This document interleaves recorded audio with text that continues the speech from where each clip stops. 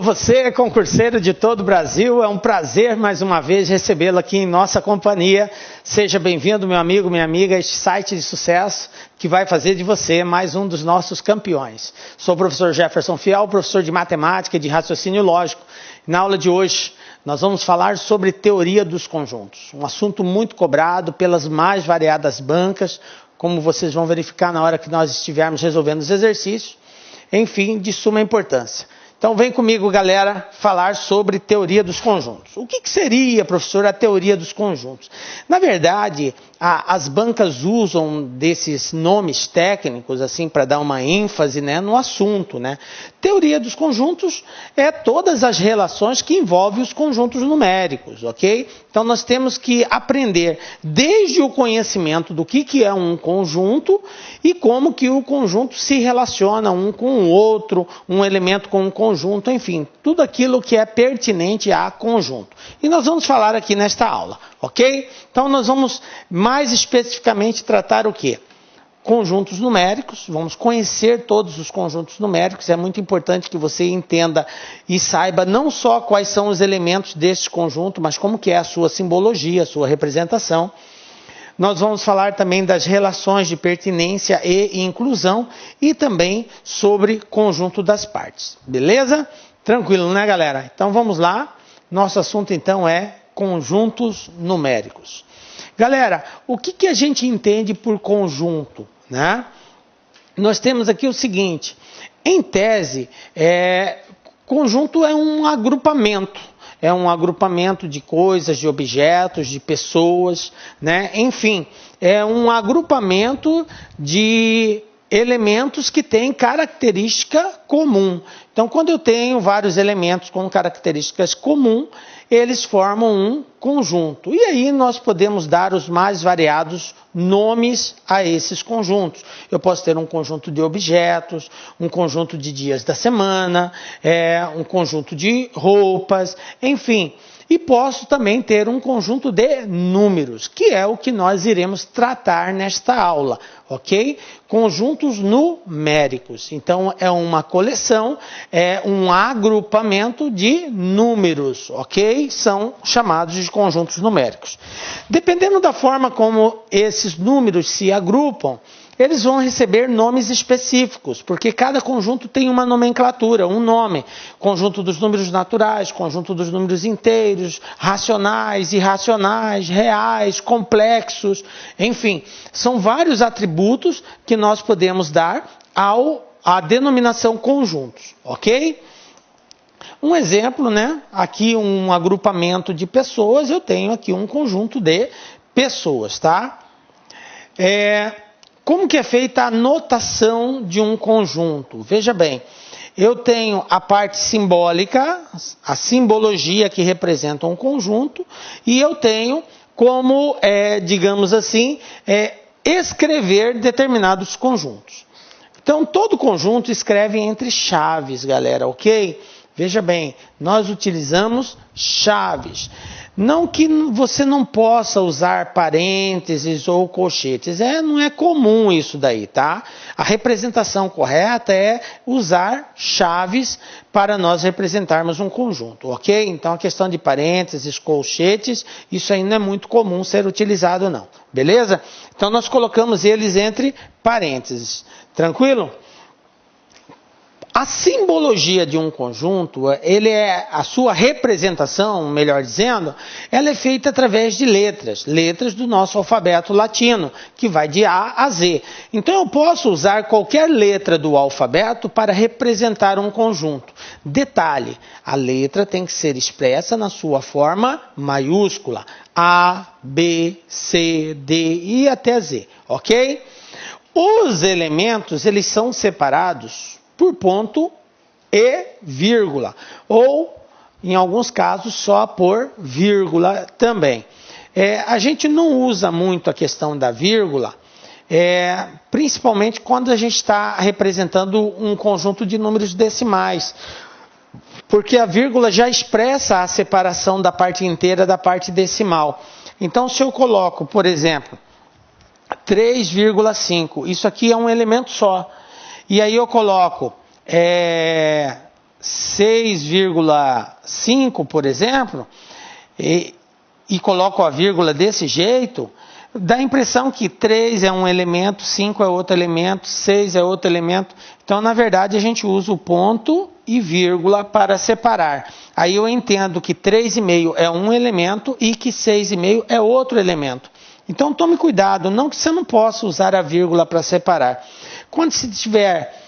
Quando nós estivermos fazendo referência a números inteiros, até podemos usar a vírgula, que não dá essa estranheza, né? A gente não fica aí com dificuldade de compreensão. Mas quando for número decimal, a gente tem que tomar cuidado. Beleza?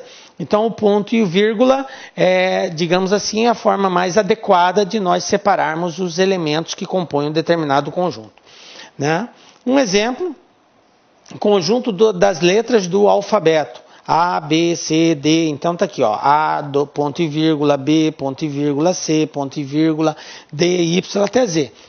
Ok? Então aqui está representado nesse conjunto, que eu chamei de conjunto L. Professor, por que L? Porque eu quis. Você dá o nome que você quiser a um determinado conjunto, desde que seja uma letra do alfabeto, tranquilo? Expressa na forma maiúscula. Então A, B, C, D e tal, ok? Bom, na teoria dos conjuntos, nós não precisamos repetir os elementos. Atenção, muita atenção agora, stop, please, preste atenção aqui, galera. Muita atenção nessa observação.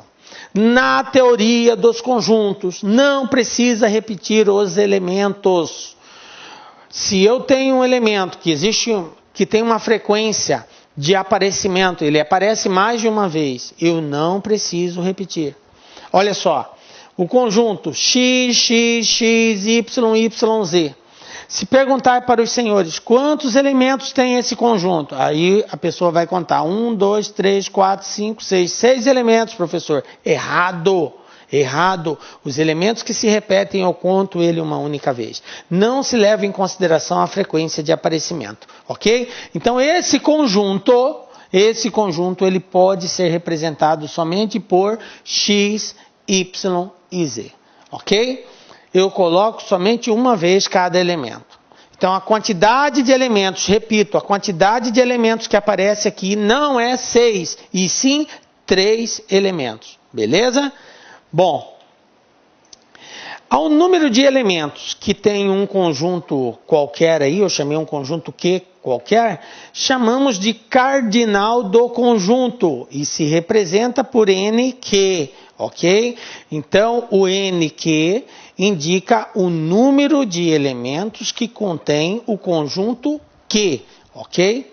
Bom, exemplo. Olha só, eu tenho aqui um conjunto A, cujos elementos são A, B, C, D e E. Seu cardinal. Então, quando o exercício fazer referência à palavra cardinal, determine o cardinal do conjunto tal. Ele quer dizer o que com isso? Ele quer que você expresse a quantidade de elementos que esse conjunto possui. Então, para nós expressarmos a quantidade de elementos que um conjunto possui, basta nós contarmos a quantidade de elementos. Então, você vai lá, conta quantos elementos possui e indica. Essa indicação representa o cardinal daquele conjunto. Então, esse conjunto A aqui, A, B, C, D, E, ele possui 5 elementos. Então, N de A, que é o cardinal de A, vai ser igual a 5. Agora já o conjunto B, olha só, x, x, x, y, y, z, que é aquele exemplo anterior que eu acabei de falar. Eu tenho 3 vezes o x, 2 vezes o y, mas como nós já fizemos essa observação, eu não conto em duplicidade ou em mais vezes aquele elemento que se repete. Eu conto uma única vez. Então eu tenho um x, um y e um z. Portanto, o seu cardinal é 3 elementos. Tranquilo? Belezinha? Bom, agora que nós já sabemos identificar a quantidade de elementos do conjunto, a gente vai saber também identificar o tamanho de um conjunto. O tamanho do conjunto é dado pela quantidade de elementos que ele possui. E em algumas relações que nós iremos estudar, você vai ter que fazer essa analogia, identificar se um conjunto é menor ou é maior que o outro. Então, é importante a gente deixar claro que o que caracteriza um conjunto ser maior ou menor que o outro é exatamente o seu cardinal, ou seja, a quantidade de elementos que ele possui. Por exemplo, eu tenho aqui dois conjuntos, um conjunto A e um conjunto B.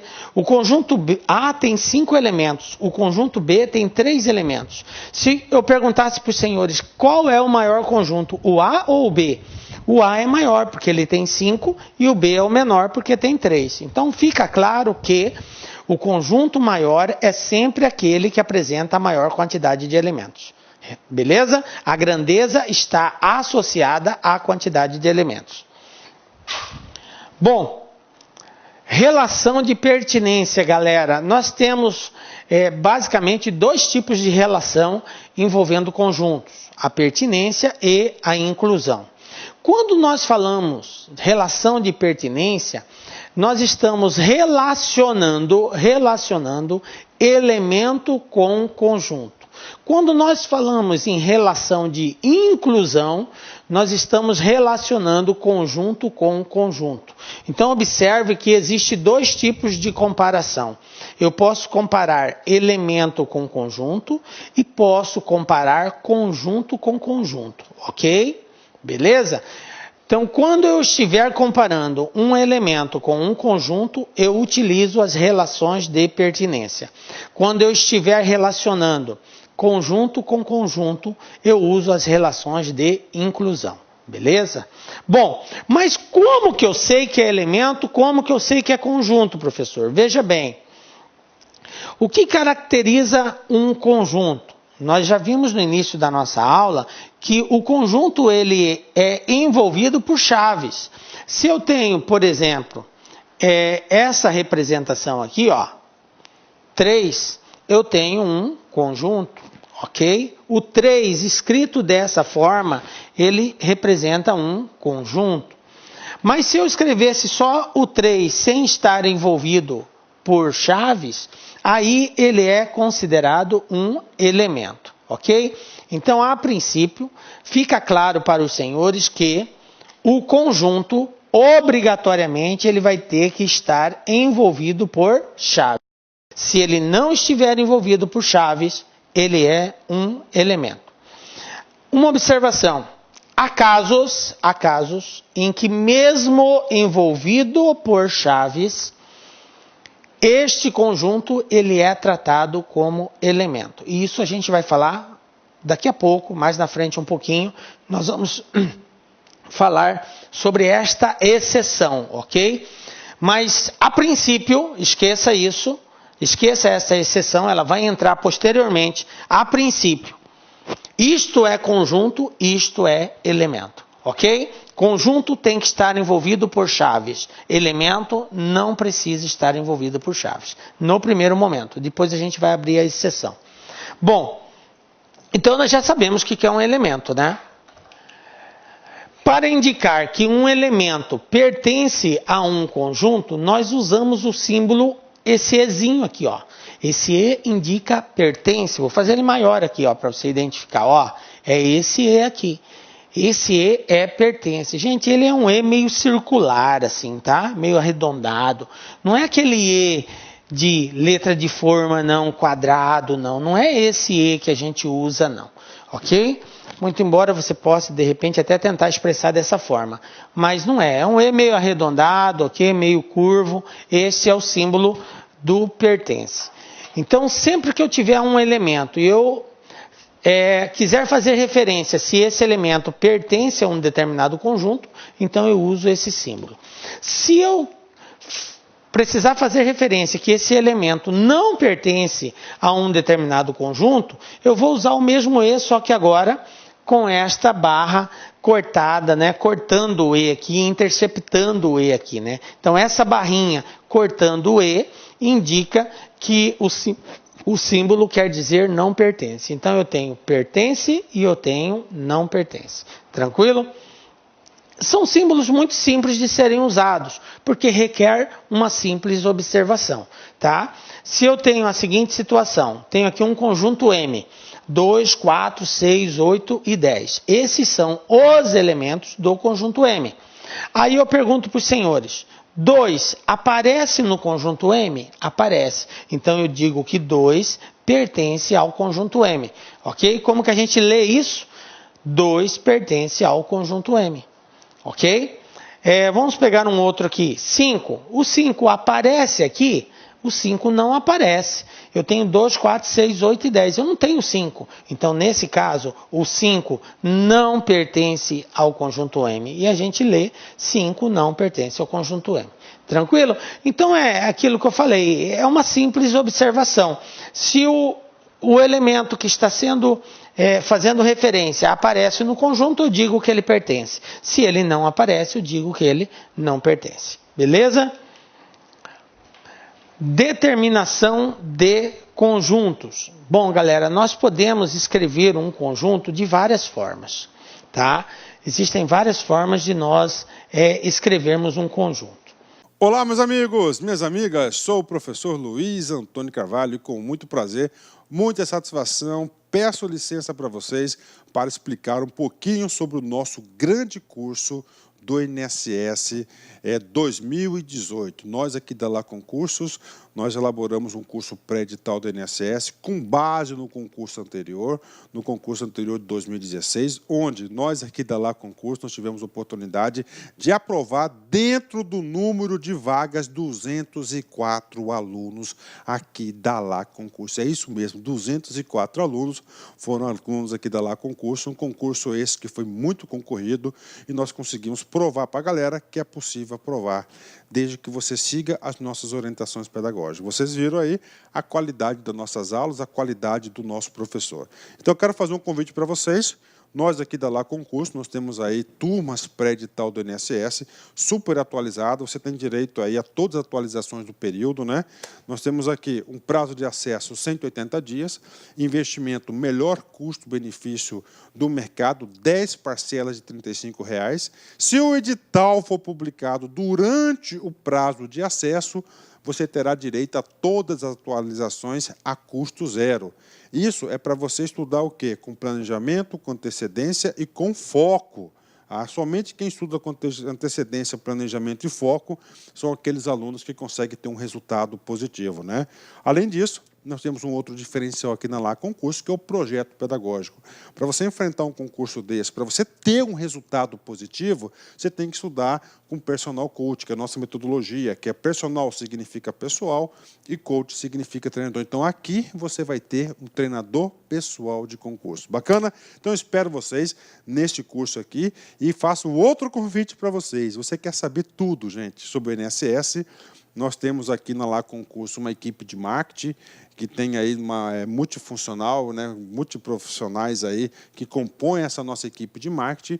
E se você quiser fazer parte da nossa lista de transmissão exclusiva do INSS, tá? É só você enviar um WhatsApp ou clicar aqui embaixo com 65999719373. Você vai ter todas as informações de primeira mão. O processo de autorização tramitou, houve autorização, aqui a portaria, seleção da banca, publicação digital, as inscrições, alterações, ou seja, todas as informações referentes ao INSS você vai ter.